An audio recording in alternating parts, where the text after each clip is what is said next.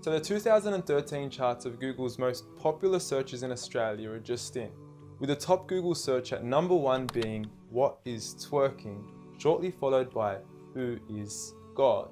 Now, on saying this, I don't think you have to be a genius to figure out which of the two questions is more important to be asking Google. I mean, one could potentially explain the reality of our existence, while the other would potentially leave us scarred for the remainder of our existence. And look, I know there's a lot of skepticism surrounding this issue, and quite frankly, I don't blame you. I mean, the meaning of God has been thrown around so often we forgot what it means. From some Zeus-like man in the sky with a big beard, to Thor, to a half-animal, half-human creature, to Kanye West shamelessly producing a track titled "I Am God" on his album Yeezus, to Eminem then self-proclaiming himself as the rap god, a new brand of clothing titled "I Am God", and who could forget Justin Bieber and his believers. You affectionately refer to your fans as beaners. No, believers. And now I understand that most of this may be exaggerated, and many of these examples are mere semantics and plays on words that are probably being taken out of context, as let's face it, nobody actually believes in Bieber, and I highly doubt that Kanye West considers himself a god. When someone comes up and says something like, "I am a god," everybody says, "Who does he think he is?" I just told you who I thought I was, a god. And now Kanye West smashes his head into a street sign really, really hard. Oh! Kanye. Kanye, you okay? Sounds like K's got a new hit. A god. That's who I think I am. Kanye, you okay? So with all these misconstrued definitions of God, the least I could do is help clear the water and help us finally find out who is God. Well, to begin, let's start with the things that we all agree on. First and foremost, we're here. We just began and we exist. And like all things that begin to exist, they require a cause. Things don't just come out of nothing, and although at times we sometimes wish they would, they don't. If I told you that this glass sprang into existence, this glass made itself, you said Muhammad Ali's crazy. So in saying that, knowing the cause of us is crucial to understanding who God is. Although we are able to explain that we did have a beginning, as many leading cosmologists have affirmed, we are still left unanswered as to what was the cause of our beginning. And before you lash out saying, "Oh, but we can't see what happened before we began," or "you can't prove there was a creator," we say quite openly, neither can you disprove a creator. And by observing the reality of our world and our existence, its order, its structure, and the systems, I see no reason not to believe in a creator. But then one may ask, where did this creator come from? What was the cause of him? And it will go on forever and ever, which would most probably lead to us never have ever been created. So for God to exist, he must exist without a beginning, therefore not requiring a cause, making him eternal. He should also be transcendent from his creation and not bound by any of the realms he had created, whether it is time, space, or matter. For instance, when Steve Jobs makes an iPhone, he doesn't become the iPhone, he is separate. And of course, we could also argue that he is one. This makes the most sense, and it would also avoid any potential conflict between two disputing all-powerful gods with conflicting interests. But we still don't know which God is he. Are you Zeus? Are you Thor? Are you Yahweh? Well, if you agree with everything I've said up until now, you will realize that each of these gods don't fit into our established criteria of who God is. They are all created beings, they are not eternal, they have not created anything, they are dependent, and they require sleep, rest, oxygen, and food. So who is the one and only true God?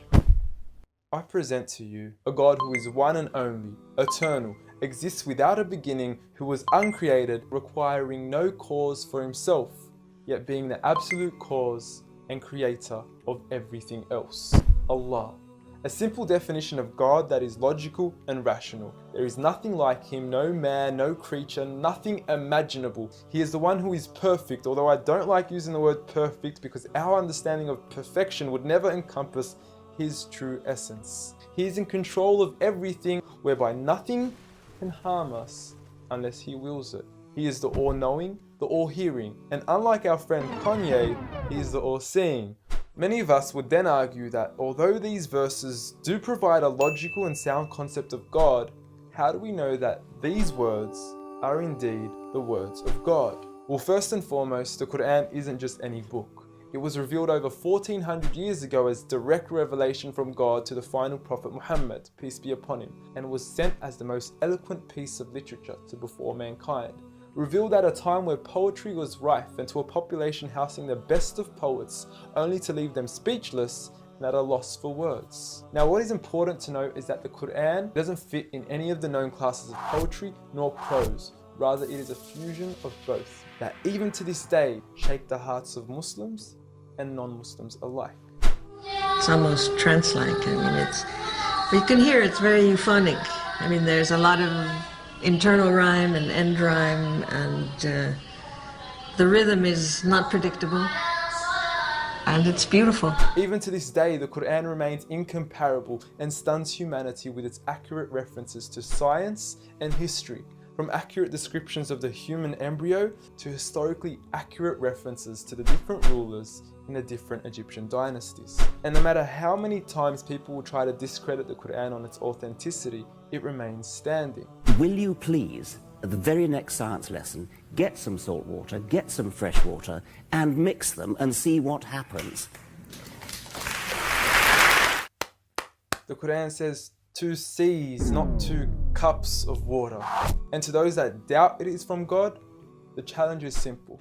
Bring forth something that can compare. And now, although this challenge has been attempted multiple times throughout the past, history has witnessed that no man has been able to rival the Quran. But does this challenge still apply today? Well, we could surely put it to the test, and who better to choose than the self-proclaimed rap god. Call yourself the rap god. Eminem, dubbed the best of his time, being incomparable with anyone in his league. The last thing the world needs is another me. Now, if we compare the works of Allah with the works of Eminem, we are left with this. Slickety gibbity hippity hip hop, rappity rap, packing a mac in the back of the act, pack back, rap, yak, yakety yak yak. At the exact same time, I attempt his lyrical acrobat stunts.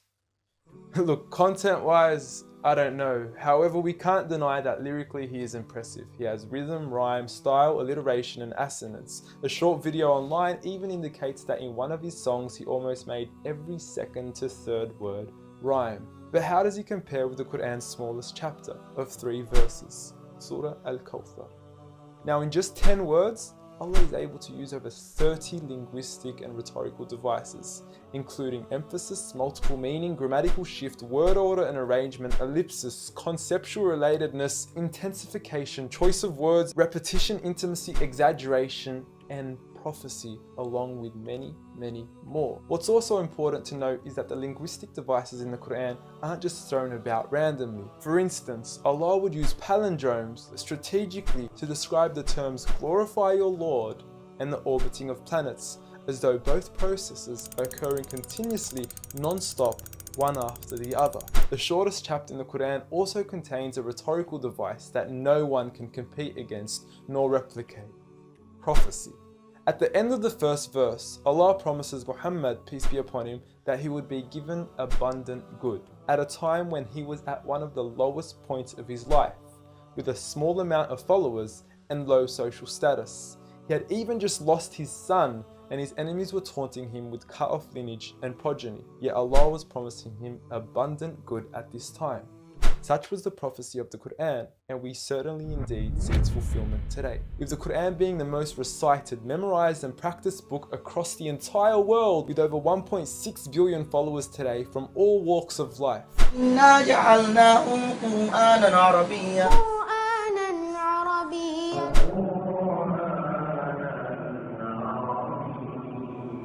Now, I know many of you are probably thinking, okay, cool story bro, but what's the purpose of the Quran? Well, the importance is that it gives meaning to life, from our overall purpose of existence to why we're here and what happens once we die. God teaches us that each and every single one of us is being tested. We weren't created for mere play, we were created with a purpose, and that is to be obedient to God and His rules. Those who believe, there is reward, and those that don't and are arrogant, there is a punishment. And look, I apologize for trying to squeeze all this into one small video, but I've given you everything you need to know who God is and why we are here. So read.